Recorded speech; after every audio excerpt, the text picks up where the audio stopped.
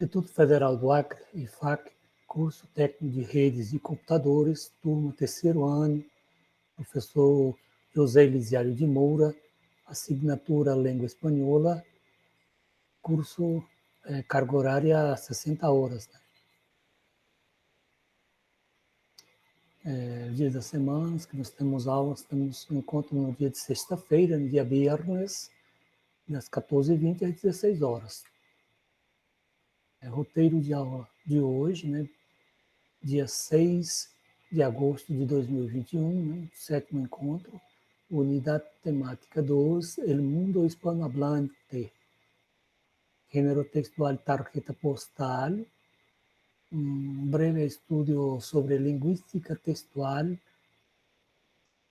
coesão e coerência textual, né? Coesão e coerência textual na produção de textos, numerales ordinales del primero al 20º em espanhol, uma apostila de conteúdos que eu deixo para vocês no SIGA, atividade de aprendizagem, uma atividade para responderem na hora, e referências bibliográficas.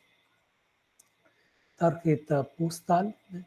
Gênero textual, tarjeta postal, e modelos, né? Feliz cumpleaños, querida abuela.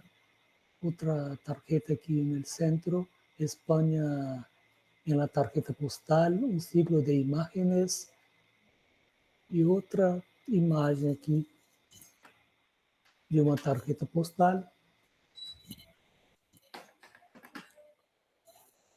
E mais abaixo o escrito, né? La tarjeta postal ilustrada, llamada simplemente postal, tarjeta postal o tarjeta de correo, es una pieza rectangular de cartulina o cartón fino preparada para escribir y enviar por el correo tradicional, sin necesidad de usar un sobre. Un sobre quer dizer un envelope. Fue creada por el director de correo, el alemán Erich von Stauffen, 1831-1897, y el austríaco Emanuel Hermann, que nació en 1838, murió en 1902. En una tarjeta se debe tener saludos, ¿no? Saludos en la parte principal, saludos, después mensaje, después despedida y por fin una firma, ¿no? Saludo ubicado en la parte posterior, en la parte superior y izquierda encima del mensaje, y mensaje se escribe en la parte posterior de la tarjeta en el lado izquierdo. Despedida se ubica en la parte de abajo del mensaje. La firma se ubica debajo de la despedida, ¿no? En el final. Aquí un modelo, ¿no? Querida María, me alegra saber que vives en una ciudad de las regiones más prósperas de España, una tierra que ha sabido vencer sus miedos y dar pasos de gigante con voluntad y mucho trabajo. Te escribo sabiendo que esta postal te llegará dentro de 4 años, pero para entonces entenderás bien todo lo que pone. Aquí al final, despedida, besos, tu padre, 22 de mayo de 2011. Aquí Extremadura, dentro de 4 años. Ese es un formato de tarjeta. Vamos a hablar un poco ahora sobre lingüística textual, ¿no? En la enseñanza de lengua, nos baseamos en la lingüística textual, o sea, una lingüística que trata de la enseñanza a través del texto y no de la palabra, de la frase, ¿no? Entonces, lingüística textual, ramo relativamente nuevo del estudio de lenguas que se relaciona con el análisis del discurso. utilizada como sinónimo y como objeto de estudio del que es el texto, ¿no? Surgió en Europa, en Alemania, en la década de 1960 como resultado de inquietaciones en torno de las perspectivas teórico-metodológicas hasta entonces adoptadas para el análisis de frases y textos. Entonces, la lingüística textual analiza la evolución de la enseñanza de lenguas a partir de los textos y no más a partir de las frases y a partir de palabras sueltas. E aqui em português, a linguística textual que surgiu na Alemanha, né, por volta da década de 60, é o objeto principal da investigação que não mais usa a palavra e a frase isolada para o ensino de línguas, mas a partir do texto, né? Texto do contexto. O homem se comunica por meio de textos e que existem diversos fenômenos linguísticos que só podem ser explicados no interior do texto. O texto é muito mais que a simples soma de frases, palavras que o compõem. A diferença entre frase e texto não é meramente de ordem quantitativa, e sim de ordem qualitativa. Segundo Koch, né? Koch, em 2004, que é uma estudiosa da língua, do ensino de língua. O texto é uma unidade linguística hierarquicamente superior à frase, e uma certeza, a gramática de frase não dá conta do texto. Quem falou isso aí foi Marcucci, né? Marcucci, 2012, um estudioso também do ensino da linguística, né? Ensino de línguas. Propriedades textuales, que características tiene un texto bien construido, que primeramente transmite la información de una manera clara, ordenada y comprensible. Esto implica unidad temática, estructura adecuada al tipo de texto, distribución de la información en párrafos, un párrafo, una idea, orden lógica de las ideas.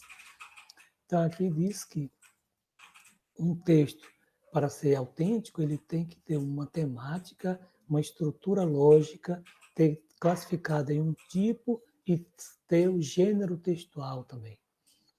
Os enunciados se relacionam corretamente desde o ponto de vista léxico e gramatical. Léxico quer dizer sinônimos, né? E gramatical que fala sobre a gramática, né? Das classes de palavras. Esto implica emplear corretamente os signos de pontuação, sinais de pontuação devem se empregar corretamente, evitar repetições de palavras, ou seja, enriquecer o seu texto de léxicos, de sinônimos, para não repetir palavras, emplear conectores de discurso para enlaçar ideias. Esses conectores são pronomes, são conjunções que fazem o link, né, entre uma frase e outra, entre uma palavra e outra. E aqui diz, se adapta a maneira eficaz a la situação comunicativa, né? Isto é, tener em conta os seguintes aspectos: o destinatário, o canal de transmissão, a intenção comunicativa. Então, se vocês vão fazer uma redação do Enem, fica ligado no destinatário. Quem vai ler o seu texto? São pessoas de alto gabarito, então se deve utilizar uma linguagem formal, né? E bastante coerência, coesão no seu texto. Respeita as normas que rigen o uso correto da língua, a norma culta, como acabei de falar. Isto implica evitar os erros ortográficos, evitar erros ortográficos e morfossintáticos, ou seja, de morfológicos, que correspondem às classes de palavras, e sintáticos, que correspondem a parte interna,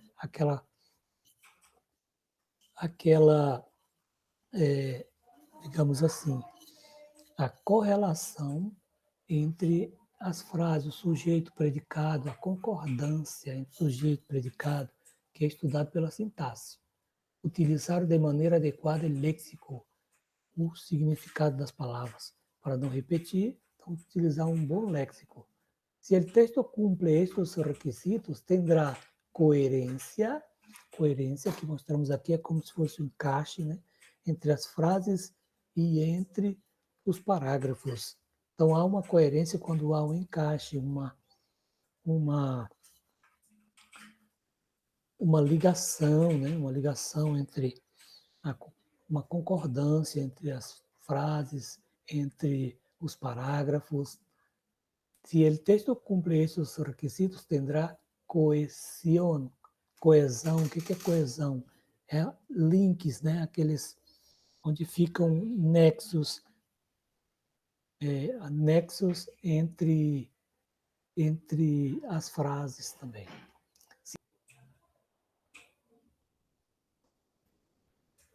Se o texto cumpre esses requisitos, terá coesão. Coesão é links, são ligamentos entre as palavras, entre a conexão entre as palavras, entre as frases. Se o texto cumpre estes requisitos, terá adequação, então será adequado para o tema proposto, por exemplo, na redação.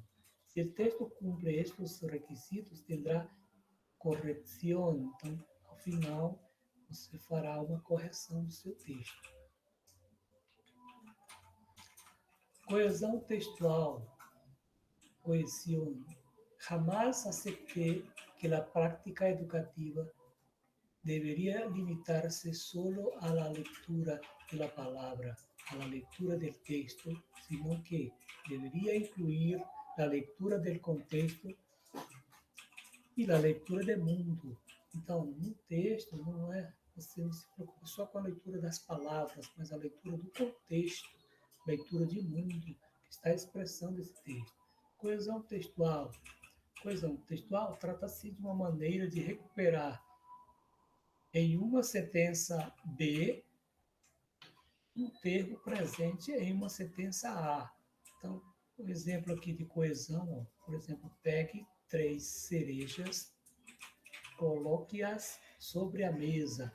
Então, aqui você usou, para fazer essa conexão aqui, da frase anterior com a frase seguinte, você usou aqui um pronome oblíquo, as, coloque as, para você não repetir a palavra cereja de novo, pegue 3 cerejas, coloque as, não? Para você não repetir, coloque as cerejas sobre a mesa. Então, coloque as. E esse as está se referindo às cerejas. Então, assim, tem coesão nessas frases.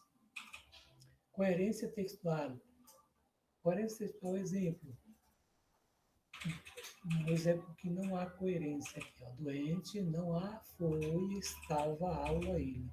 Então, aqui não tem coerência. Está apenas palavras soltas.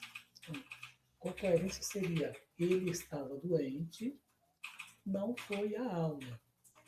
Então, há uma coerência nessas duas frases. E se você colocar um conector, fica mais coerente. Por exemplo, ele estava doente, por isso não foi à aula.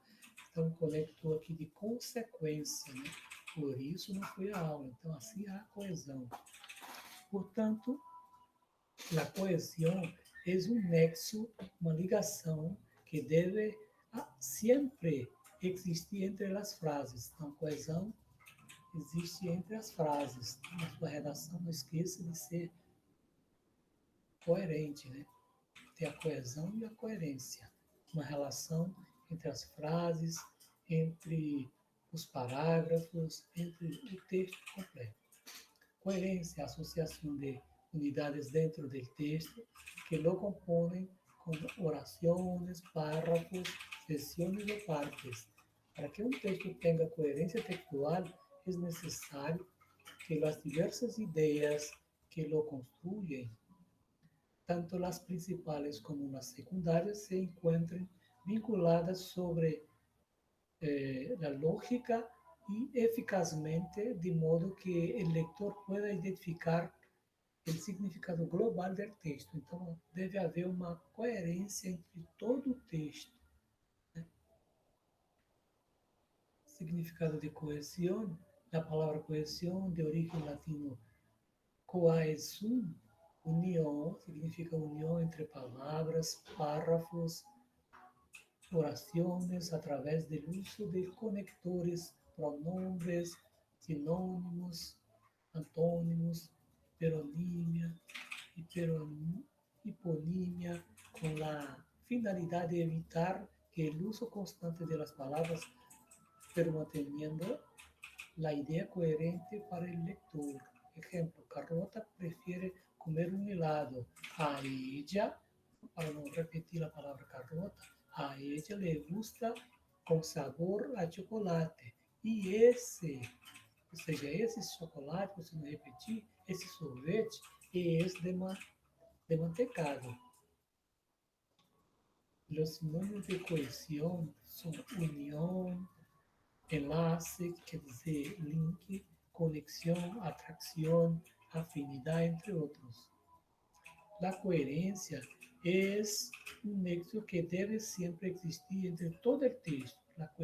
La coherencia es un nexo entre todo el texto, desde la introducción, el desarrollo, que es el desenvolvimento do texto, hasta la conclusión. Aqui um texto, né, para vocês lerem sobre tolerância e coerência, em que foi dividido em parágrafos, e que o final aqui está mostrando, na conclusão, uma coerência e uma coesão. Que é a escritura de los números ordinales.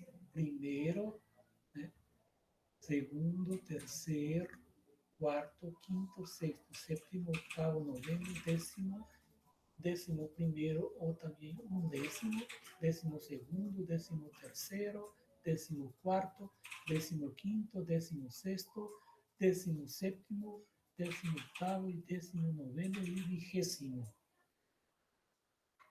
Ele é um exemplo de primeiro e terceiro que quando há um substantivo masculino em singular, ele perde la U.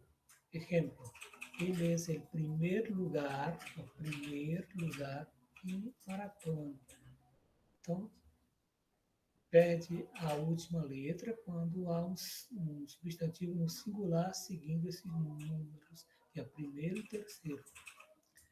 Todo se quedou em terceiro plano, porque plan é o substantivo masculino singular, então queda terceiro. Quando chegou primeiro, se a palavra primeiro e terceiro estiver no final da frase, escreve corretamente com uma letra O no final. E aqui uma pequena atividade de aprendizagem, né? Marca lá a opção correta quanto às escrituras numerales, né? Ordinais, ele, primeiro ano, substantivo masculino aqui, no singular, então fica primeiro ano. Aqui, terceiro ano, noveno dia, miércoles é quarto dia, e precisa marcar a alternativa verdadeira, a alternativa que corresponde à resposta. Referências bibliográficas, gracias, hasta luego.